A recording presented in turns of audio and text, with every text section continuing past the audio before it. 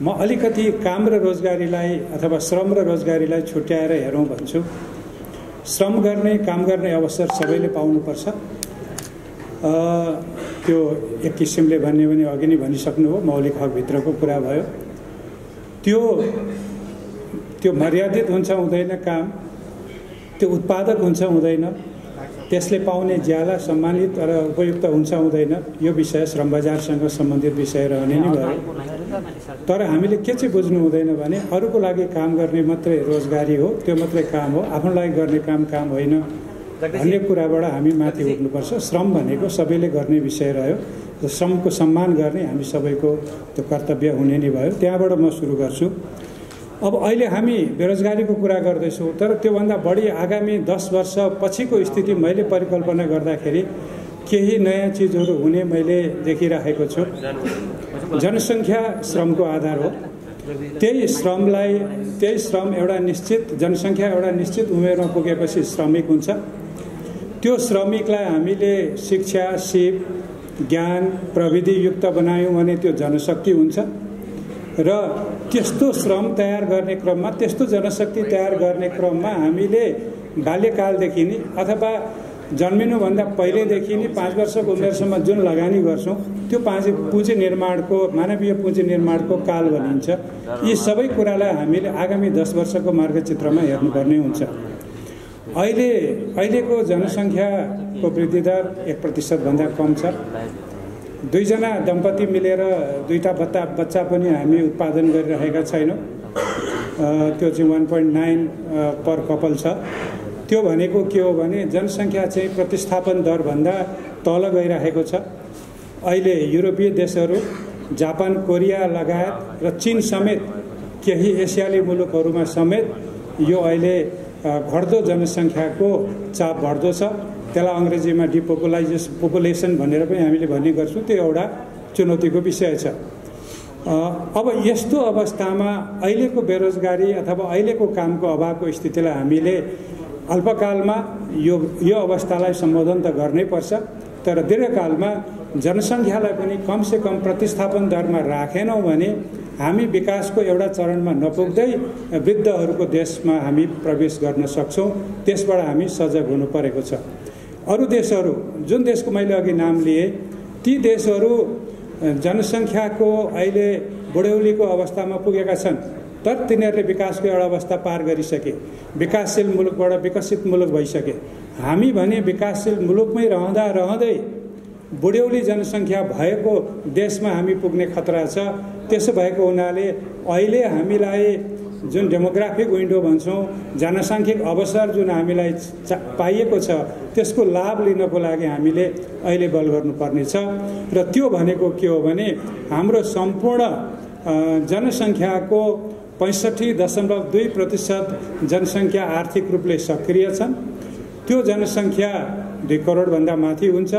त्यो जनसङ्ख्या कुनै न कुनै काममा संलग्न भएर आर्थिक वृद्धि गरेर पछि हुने अबको 30 वर्ष पछाडि आउने बुढ्यौलीको लागि पाल्न सक्ने अवस्था र त्यस्तो अर्थतन्त्र हामीले आज निर्माण गर्न सक्नुपर्ने भएको छ। होइन भने हामी छिट्टै नै बुढ्यौलीको जनसङ्ख्या र अर्धविकासको अवस्थाको ट्र्यापमा पर्ने अथवा जोखिममा पर्ने स्थिति मैले देखिरहेको छु। केही राम्रा पक्षहरूको कुरा गरौँ। शिक्षाको अवसरमा सुधार भएको छ। आजभन्दा करिब 25 वर्ष अगाडि औसत विद्यालय पढ्ने अवधि भनेको 4 वर्ष हुन्थ्यो। विद्यार्थी एक कक्षामा भर्ना भयो भने 4 कक्षा पढिसक्न नसकी निक्लने स्थिति हुन्थ्यो। आज औसत विद्यालयको पढाइ वर्ष 9 वर्ष भएको छ, अथवा कमसेकम 9 वर्ष विद्यालयको शिक्षा प्राप्त गर्ने व्यक्तिहरू भएका छन्। कमसेकम अब हामी अहिले हाम्रो विद्यालय जाने उमेरको ठुलो सङ्ख्याका जनताहरू अहिले चाहिँ एसएलसी भन्दा माथि भएका छन्। साक्षर जनशक्तिको त 20% भन्दा माथि त 12 कक्षाभन्दा माथिको शिक्षा लिने भइसकेका छन्। हाम्रो शिक्षाको स्तरले गर्दा हाम्रो शैक्षिक जनशक्ति र त्यो मानेमा रोजगारीमा जान सक्ने शक्ति बलियो हुँदैछ, शिक्षित हुँदैछ र केही हदसम्म सिपयुक्त र प्रविधियुक्त पनि हुँदैछ। दोस्रो कुरो, हाम्रो श्रमको स्वास्थ्य अवस्थाहरूमा सुधार हुँदैछन्।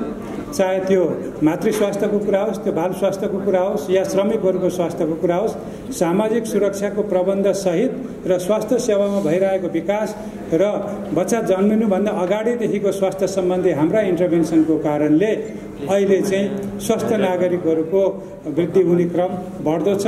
त्यसो हुनाले भोलिका हाम्रा श्रम बजारमा प्रवेश गर्ने व्यक्तिहरू क्रमशः शिक्षित, सिपयुक्त, प्रविधियुक्त, स्वस्थ र एक किसिमले भन्यो भने दीर्घायु भएका जनशक्ति हामीले पाउँदैछौँ र यो बुढ्यौली हुनुभन्दा अगाडिको कमसेकम 3 दशकमा त्यस्तो जनशक्ति देशले पाउँदैछ। त्यो जनशक्तिलाई हामीले कसरी उपयोग गर्ने भन्ने विषय आजको हाम्रो सामूहिक चिन्तन र मननको विषय भएको छ। अब अहिले तत्कालै हेर्दाखेरि श्रम बजारमा केही दुविधापूर्ण कुराहरू छन्। श्रम शक्तिको श्रम बजारमा प्रवेश उल्लेख्य छ। अहिले हामीले 15 देखि 19 वर्ष उमेरका व्यक्तिहरू हेर्यौँ भने करिब 30 लाख मान्छे छन्। अब ती मान्छेहरू मध्ये कमसेकम हामीले 19 वर्ष पुगेर 20औं वर्षमा श्रम बजारमा प्रवेश गर्छन् भन्यो भने कमसेकम 6 लाख व्यक्तिहरू श्रम बजारमा प्रवेश गर्छन्। अहिले 60 देखि 64 वर्ष उमेरको जनसङ्ख्या 10 लाख जति छ। ती मध्ये हामीले वर्षमा चाहिँ 2 लाख मान्छे श्रम बजारबाट निक्लिन्छन् भनेर अनुमान गर्न सक्छौँ। यदि त्यसो हो भने 4 लाख मान्छे वर्षेनी श्रम बजारमा थपिन्छन्। कसैले यो तथ्याङ्क कहाँबाट आउँछ भने चाहिँ यो जनसङ्ख्याको तथ्याङ्क हो, यसमा हामीले भ्रम पर्नु पर्दैन। अब 4 लाखलाई रोजगारी दिन त हामी सक्छौँ, तर अघि जगदीशजीले भन्दै हुनुहुन्थ्यो हामीसँग कति मान्छे बेरोजगार छन् भनेर। उहाँले भनेको त्यो अङ्क चाहिँ एउटा अनुमान हो, तर त्योभन्दा अलिक ठुलो छ। हाम्रो इफेक्टिभ अनइम्प्लोइमेन्ट भन्ने हो भने पूर्ण बेरोजगार, अर्ध बेरोजगारलाई पनि हामीले जोड्नुपर्ने हुन्छ। हामी कहाँ पूर्ण बेरोजगारहरू कम छौँ, तर अर्ध बेरोजगारहरू बढी छौँ। त्यो अर्ध बेरोजगारी हाम्रो कृषिमा छ, अर्ध बेरोजगारी हाम्रो चाहिँ अनौपचारिक क्षेत्रमा छ। त्यसो गर्दाखेरि अहिलेकै बेरोजगारहरूको चाहिँ अवस्था अहिले जुन 4 लाखको मैले कुरा गर्छु त्यसको धेरै गुणा माथि छ। त्यसो भएको हुनाले त्यसले के हामीलाई कथा माग्छ भने हामीले अहिलेको आर्थिक वृद्धिबाट अहिले श्रम बजारमा प्रवेश गर्नलाई त रोजगारी दिन्छौँ, कामको अवसर पाउँछन्, तर पुरानो श्रम बजारमा रहिरहेको बेरोजगार र अर्ध बेरोजगारलाई पनि हामीले सेवा या पेसा या रोजगारीमा लिएर आउने हो भने हामीले अरू धेरै वर्ष कुर्नुपर्ने हुन्छ। त्यो बिचमा के गर्ने त भन्दाखेरि वैदेशिक रोजगारीको बाध्यात्मक स्थिति त्यसबाट सिर्जना हुन्छ। त्यो स्थितिलाई अहिले नै हामीले भोलि बिहानैदेखि वैदेशिक रोजगारीमा जानेलाई हामीले अन्त्य गर्छौँ। त्यो चाहिँ राम्रो होइन। हाम्रो युवा शक्ति, हाम्रो श्रम शक्ति, हाम्रो चाहिँ बाहुबल विदेश गयो भनिरहन्छौँ भने एकै वर्षमा 20 लाखभन्दा बढीलाई रोजगारी सृजना गर्नुपर्ने हुन्छ। त्यो हामी अहिले सक्दैनौँ। यो कुरा हामीले रियलाइज गर्नुपर्छ।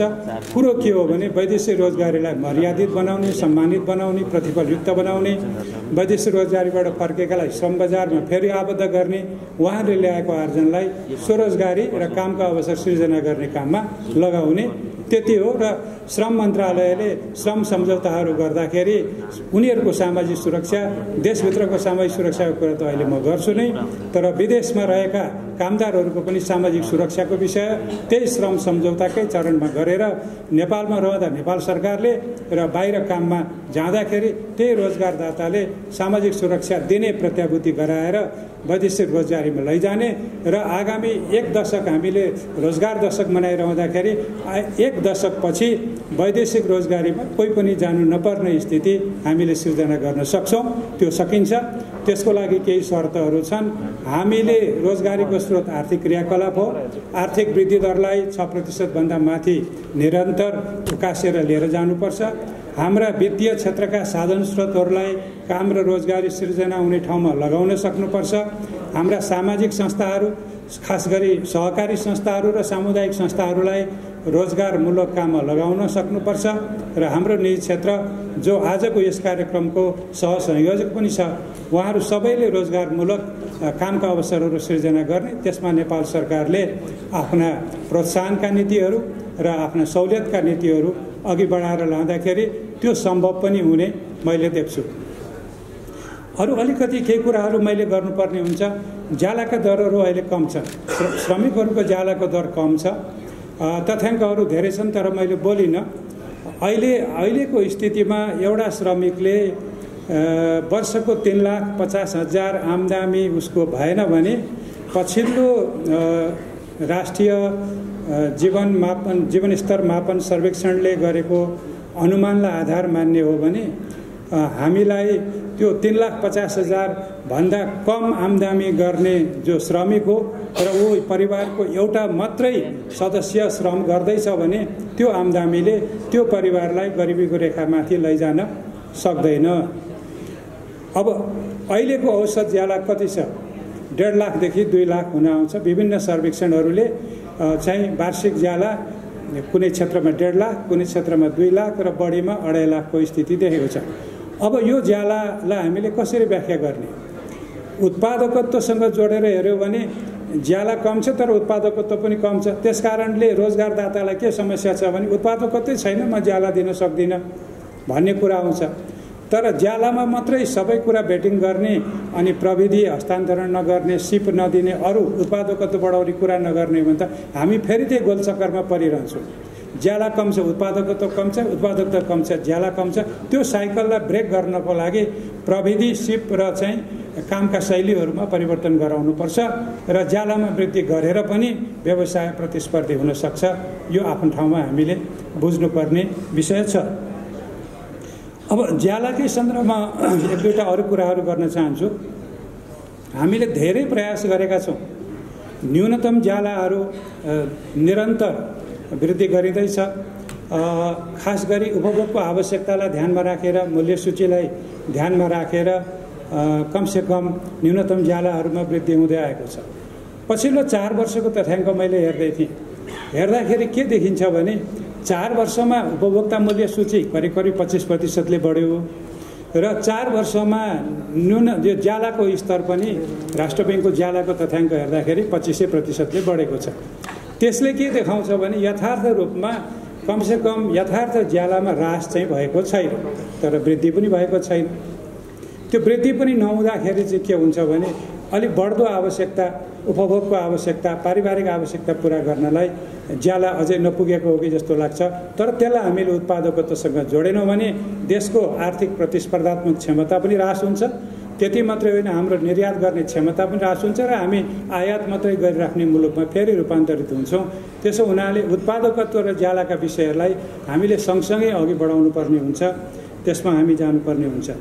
एउटा अर्को विषय मैले छुनुपर्ने हुन्छ, अनौपचारिक श्रम बजार। झन्डै 85% नेपालको श्रम बजार अनौपचारिक हो। त्यो अनौपचारिक श्रम बजारका पनि विभिन्न पक्ष छन्। कोही कृषिमा होला, सबैभन्दा धेरै कृषिमै छन्। 90% भन्दा बढी श्रम कृषिमा अनौपचारिक छ, निर्माणमा छ। त्यसै गरी अरू कतिपय क्षेत्रहरूमा पनि अनौपचारिक श्रम बजार छ र त्योसँग सम्बन्धित अर्को पक्ष भनेको घरेलु काम हो। घरेलु काममा दुईटा पक्ष छन्। एउटा ज्याला तलब कम छ, अर्को घरेलु हिंसाका कुराहरू पनि हामीले देख्छौँ र तेस्रो चाहिँ कहिलेकाहीँ बाल श्रमको विषय पनि उठ्छ। त्यो चाहिँ कहिलेकाहीँ घरेलु कामदारको रूपमा मात्रै होइन, कहिले यातायातमा पनि त्यो कुरा उठाएको छ, कहिले उद्योगहरूमा पनि त्यो विषय उठेको छ र हामीले धेरै प्रयास गर्दाखेरि पनि बाल श्रम हामीले पूर्ण निर्मूल गर्न सकेका छैनौँ। कुनै पालिकाहरूले बाल श्रम मुक्त चाहिँ पालिका भनेर घोषणा गर्नुभएको छ, तर हामीले हेर्ने हो भने त्यहाँ पनि कुनै न कुनै रूपमा बालबालिकाहरू श्रममा प्रयोग भएका हुन्छन्। यहाँ हामीले बुझ्नुपर्ने एउटै कुरो के छ भने हामी बालबालिकालाई स्वतस्फूर्त घरायसी काम गर्ने कुरालाई कुनै हामीले त्यसलाई सहज रूपमा लिनुपर्ने हुन्छ। तर निकृष्ट किसिमको बाल श्रम जुन गराइन्छ, अर्को बच्चालाई उसको उमेर अनुसारको नगरेर अनायक रूपमा चाहिँ शोषित रूपमा जब चाहिँ निकृष्ट श्रम गराइन्छ, त्यो बाल श्रमको मात्रै मैले कुरा गरेको छु। अरू त हाम्रो घरायसी सरसहयोग गर्ने कुरालाई हामीले बुझ्नुपर्ने हुन्छ। त्यसै गरी अर्को महिलासँग सम्बन्धित कुरा छ। घरेलु काममा महिलाहरूको कामको हामीले त्यसलाई मोनिटाइजेसन भन्छौँ, मौद्रीकरण गरेका छैनौँ। त्यसले गर्दा महिलाहरूले गरेको कामै होइन, बेरोजगार छन् भन्ने तथ्याङ्क आउन सक्छ। तर त्यो कामलाई मोनिटाइज गर्ने हो, मौद्रीकरण गर्ने हो भने त्यसको पनि अत्यन्त ठुलो प्रतिफल छ। बालबच्चाको हेरचाहदेखि घरायसी रूपमा जो महिलाहरू घरायसी रूपमा काम गर्नुभएको छ, उहाँहरूको योगदानलाई हामीले अनुमान गर्ने हो भने त्यो काम हो। त्यो कामलाई हामीले बेरोजगार हो भनेर मूल्याङ्कन गर्न थाल्यौँ भने फेरि पनि अन्याय हुन्छ। त्यसो भएको हुनाले अघि नै मैले काम र रोजगारी छुट्याउनुपर्छ भनेको विषय चाहिँ त्यो हो। कुनै पनि कामलाई हामीले चाहिँ मर्यादित रूपमा गरिने कामहरूलाई ससम्मान यो चाहिँ आफ्नो क्षमताको उपयोग गर्ने अवसर हो भन्ने रूपमा हामीले लिनुपर्ने हुन्छ। त्यसरी हामी जाउँ। अब अलिकति मैले शिक्षा र रोजगारीको सन्दर्भमा अलिकति थप व्याख्या गर्न मैले चाहेँ। अहिले हामी कहाँ करिब तथ्याङ्कै छ 85 लाख विद्यार्थीहरू विद्यालय शिक्षामा छन्। ती विद्यार्थीहरूमध्ये अधिकांश विद्यार्थी साधारण शिक्षामा छन्। उच्च शिक्षामा जाने हो भने झन्डै 80% विद्यार्थीहरू मानविकी, व्यवस्थापन, शिक्षा लगायतको क्षेत्रमा छन्। बाँकी 20% विद्यार्थी मात्रै इन्जिनियरिङ, चिकित्साशास्त्र, कृषि, वन, सूचना प्रविधि जस्तो क्षेत्रमा छन्। अब हामी प्रविधिको युगमा प्रवेश गरेका छौँ। प्रविधिको युगमा प्रवेश गरेका मान्छेहरूमा विद्यालयमा प्रवेशमै हेर्ने हो भने पनि अत्यन्त कम मान्छेहरू प्राविधिक शिक्षामा हुनुहुन्छ। जो विद्यार्थीहरू प्राविधिक शिक्षामा हुनुहुन्छ उहाँहरूको उच्च शिक्षामा जाने अवसरहरू पनि त्यति विकास भइसकेका छैन र जो उच्च शिक्षामा जानुहुन्छ त्यहाँ त साधारण शिक्षाकै जोडबल बढी भएपछि अब हामीले अबको प्राविधिक युगमा युग सुहाउँदो जनशक्ति तयार गर्ने कुरामा विद्यालयको र विश्वविद्यालयको प्रवेशसँगै हामीले हस्तक्षेप गरेनौँ भने हामीले भोलिका दिनमा हामीलाई चाहिने जनशक्ति हामी पाउँदैनौँ। अहिले हामीलाई स्वास्थ्य क्षेत्रमा थप जनशक्ति चाहिएको छ। अहिले हामीलाई कृषि विज्ञहरू चाहिएको छ। अहिले हामीलाई औद्योगिक क्षेत्रका अरू विज्ञहरू चाहिएको छ। सूचना प्रविधिमा पनि थप विज्ञहरू चाहिएको छ। अनि त्यसलाई भर्ना लिने ठाउँमा चाहिँ अहिले विद्यार्थी छैन। यतिसम्म छ कि प्राविधिक शिक्षा लिने विद्यालयहरूमा पनि अहिले भर्ना हामीले धेरै गर्न सकेका छौँ र उनीहरू 50 देखि 60% क्षमतामा मात्रै चलेको स्थिति छ। यो स्थितिमा भोलिको हाम्रो मानव पुँजी निर्माण गर्ने र त्यसले उत्पादकत्व बढाएर आर्थिक वृद्धिलाई माथि लाने कुरा कुण्ठित हुन सक्छ। त्यसैले हामीले शिक्षामा भर्नाकै अवस्थादेखि, चाहे त्यो विद्यालय होस् चाहे विश्वविद्यालय होस्, भर्नाकै अवस्थाबाट हामीले हाम्रा हस्तक्षेपहरू अथवा हाम्रा नीतिगत कदमहरूबाट त्यसतर्फ प्रोत्साहित गर्नेतर्फ हामी लाग्दै जानुपर्ने मैले देखेको छु। र शिक्षालाई जीवनोपयोगी बनाउन सकिएन भने फेरि पनि कुरा त्यही बेरोजगारीको आउँछ। उद्यमशीलताको विषयमा म अब प्रवेश गर्न चाहन्छु। उद्यमशीलताका लागि शिक्षा मात्रै पर्याप्त हुँदैन, सिप मात्रै पर्याप्त पनि हुँदैन, पुँजी मात्रै पर्याप्त पनि हुँदैन। त्यो भनेको के हो भने उद्यमशील हुनलाई जोखिम लिने आँट हुनुपर्छ, जोखिम लिने क्षमता हुनुपर्छ र त्यो किसिमको क्षमता विकास गर्नलाई सहयोगी भूमिका अरू सबैको हुन्छ। राजकीय निकायहरूको हुन्छ, निजी क्षेत्रका निकायहरूको हुन्छ, सबैको हुन्छ। तर केही आँट आफैले लिनुपर्ने हुन्छ। त्यस्तो उद्यमशील नागरिकले लिनुपर्ने जोखिमको बारेमा हामी केही व्यवस्था गर्न सक्छौँ। जोखिम बाँड्न सकिन्छ। त्यो बाँड्ने काम गर्यो भने उद्यमीलाई उद्यम गर्नको लागि अलिकति प्रेरणा मिल्छ। उदाहरणको लागि हामीले अहिलेसम्म गरेका केही कामहरूको उदाहरण लिउँ। उद्यमीले उद्यम गर्न चाहँदा उद्यमीको उद्यमको बिमा गरिदिउँ। अहिले पनि त्यो व्यवस्था छ।